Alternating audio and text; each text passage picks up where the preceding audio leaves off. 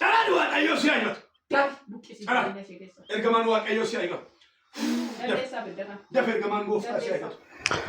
Nagaa waaqayyo abbaaf kan ilmaa kan bara qulqulluu isiniif baay'atu dhaggeeffattoota keenya toora feesbuukii akkasuma toora tiiktookii irraan dhuga baatii nu ergaa jirtan waaqayyo bara keessan eebbisu itti deebineetu mee dhuga baatii obboleessa keenya Abbabee Biqilaa waggoota 6 keessatti waaqayyo maal isaanii hojjete jireenya maatii isaanii fageenya irra taa'uudhaan hojii waaqayyo isaan gargaaree sagaleedhaan isaan gargaaree sagalee isaa ergee kan isaan fayyise maatii isaanii ginda baratiin jiraatu isaan immoo biyya biraa ta'anii maatii kanaaf kadhannaa yeroo hundumaa karaa toora miidiyaa hawaasaatiin hordofuudhaan maatii isaanii akkaataa isaaniitti gargaaraa turan mee dhuga baatii isaanii irraa itti fufnee walitti deebinu waaqayyo gooftaan isin eebbisu warri dhuga baatii qabdan akkuma obboleessa keenyaa kana nu ergaa barri keessan eebbifamu nu jiraadha ana obboleessa keessan raajiif hojjeta waaqayyo misgaanuudha sagalee kana share repost do it godha iddoo garagaraatti share godha namoota biraan ga'a akka isin eebbisu itti fufna.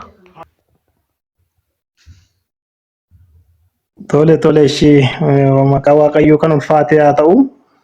Ameen. Kiyyallee baay'eedha asuma dhugaa dubbachuu fi amma doon taane innaa duras yeroo baay'ee naa kadhachaa turtaniittu.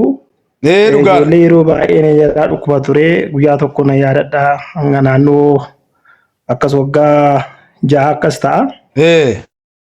Daa'ima halkan sa'aatii 9 daa'imni harkatti laafee dhuma cichee isaa booddee bilbila keessa nama naa kenne halkan sa'a 9 isin bilbile halkan keessa sa'aatii 9 irratti. Dhugaadha. Achumaan bilbilaan illee namaa kadhadheen beeku jettanii garuu afurri waaqayyoo na dirqisiise jettanii bilbila naa kaaftanii naa kadhattanii.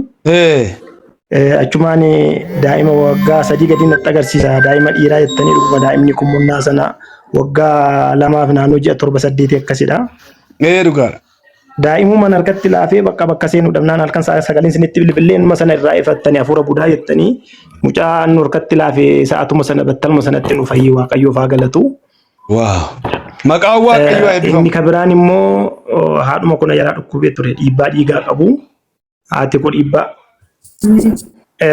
dhiigaati isaan immoo kan qabanii achi ilkaan buqqifataniitu dhiibbaan dhiigaa irra ba'ee mana yaalaatti laafanii naanii bilbilaan naa kadhattaniif isaaniif seenuma sana hafuura irraa ifattanii dhiibbaa dhiigaadhaa kan isaan dhukkubsatanii ilkaan buqqa'ee dhiigee achumaan obboon laalanii.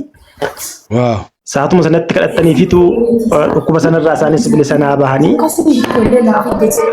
Ammasumti maazariin hundi koo deebi'anii dhukkubsatanii guyyaa 5 fi lukni isaanii hidhee socho'uu dadhabe.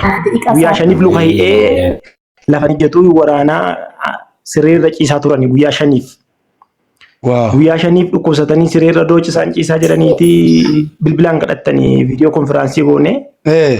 Innuma sana kadhattanii fi gaafa guyyaa 6 qibaatiidhaan dibaa fi jettanii ka guyyaa 5 sireerraan kaane saatuma sana gaafa guyyaanii hanga har'aatti kunoo fayyaa isaaniitti bilisa naa bahanii.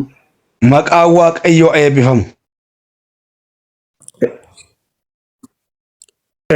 Kan inni dhuma ammoo suma dheengaddaa kana sinii bilbilee ijoollee 3 wal faana na jalaa dhukkube. Mana yaalaa geessinaan as qabanii achi qabanii argachuu hin dandeenye dhibee isaanii mucaanni tokko ofuma wallaalee dhiigni afaaniin yaa'aa ol deebisaa baay'ee rakkatanii irraa naa ifattanii waaqayyo harkaa si baaseera akkuma isin jettanii waaqayyo harkaa naa baase kun isaanis bilisa naa bahanii waan baay'eetu jira waa waaqayyo karaa keessaniin naa raawwate waan